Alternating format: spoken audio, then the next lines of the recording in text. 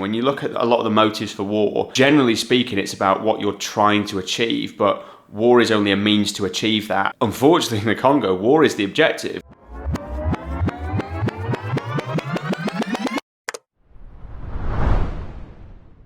The latest figures we're saying for 2021 were coming out saying that the 69% of cobalt produced, like dug out of the earth, was in 2021 came from the Democratic Republic of Congo. Yeah. And then obviously that comes with like its own kind of problems. 90+% of that is then refined in China. So you have this kind of supply chain where you're getting things from the Congo, most of that to China, and then it goes away from China. So if you're like the US, you're like, oh, hang on a minute, we have like Tesla and all these other energy transition startups and stuff like that. Hang on a minute, where are we going to get this cobalt from? It's so vital. So I was having a bit of a look and I was like, look, are there alternative sources of this? Are there sort of different types of deposit? Being a geologist, I was like, had my hard hat on, my hard thinking hat, and I was like, yeah, let's see what else there is. What is it exactly about the DRC that makes it unstable politically? I think everyone has an idea, but what's going on right now? Yeah, so you've basically had, as a bit of background to this, because obviously like the context is incredibly important, you've basically had like the Western powers in the scramble for Africa, like, right, I'll have that bit, you have that bit, we'll just draw some lines. And what you've had with the DRC, you've basically had King Leopold in Belgium, like, lads, I'm having this myself. And the rest of Belgium were like, oh, cool, we get a colony. He's like, no, not you, like me. This is my gaff now. So he's basically just decided that the DRC belongs to him. It's massive, the DRC. The problem is... And how long ago was this? This was like 1800s. Okay. I actually don't know what the specifics, so I don't want to just guess. I don't know, but it was around then. And the problem with the way the lines were drawn is that they are just going through tribal borders, effectively. So there is no sense of nationhood whatsoever. All of these different peoples belong to their own unique nation, effectively. It's not delineated by borders in the way that we're used to seeing in this day and age. It's kind of just, well, this is like our clan, our boys, there's sort of some over there, but we don't speak the same language, we don't really interact with them, we have nothing in common with them.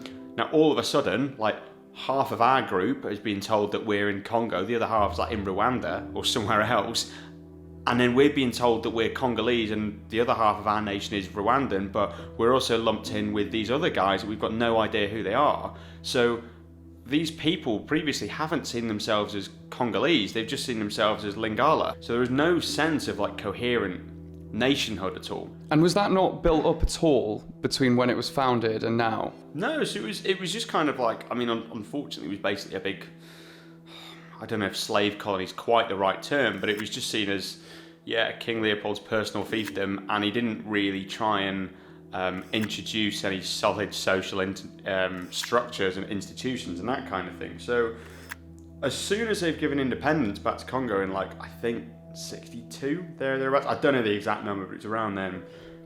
All of a sudden, you have military dictatorship, and that happens, and that's not going to help anyone really. And the reason that that's been allowed to happen is because you have no institutions, and there's no way of democracy. So it's very, very much a case of might makes right.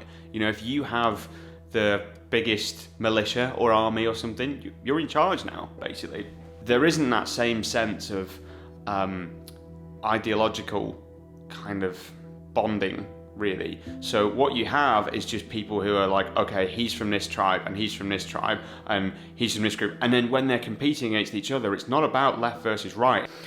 The other thing you've had is this problem with conflict minerals. Now, it's really interesting when you look at a lot of the motives for war. It is, generally speaking, it's about what you're trying to achieve, but war is only a means to achieve that, and you're hoping, you're like, okay, we'll do this, we'll have a war for a bit, then we'll get peace at the end of it. Unfortunately, in the Congo, war is the objective, because you have these militant groups that are controlling the mineral supply, and their whole way of doing that is by making sure there's political turbulence so that everyone thinks it's too risky to invest there. They're like, okay, we control it, there's a bit of a war going on, we can export these minerals. That's how blood diamonds were such a problem. Right.